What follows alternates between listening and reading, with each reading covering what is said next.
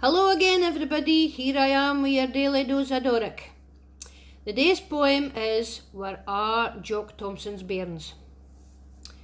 Young Jock was sick of couthy loon. He loved to sing or wheeber. He'd never pass you in the street till he'd a run in with his neighbour.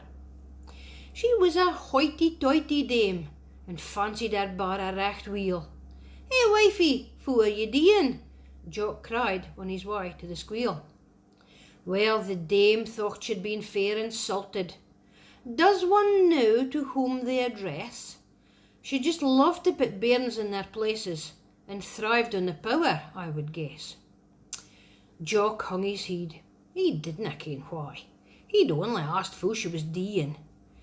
She'd said till he spoke proper English he would refrain from shouting and screaming.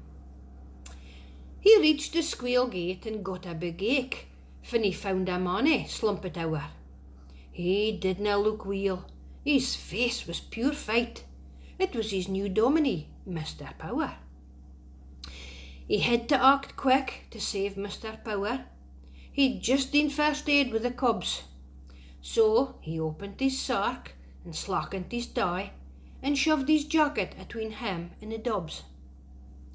He chatted awa to the dominie and fair calmed the manny recht down. "I have to get you to the hospital, so I'll just get an ambulance round." Mr. Power was taen awa in the ambulance.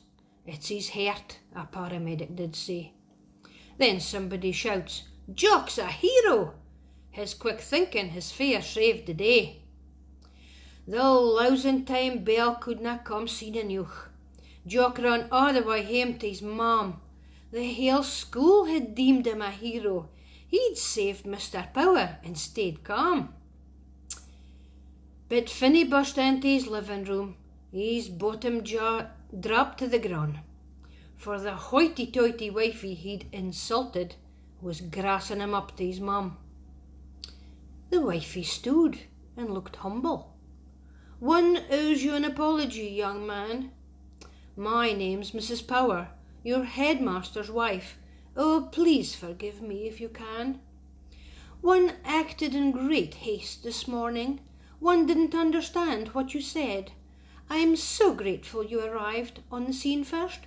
Without you, my husband would be dead." The moral of the story is quite simple. It's something that everybody learns.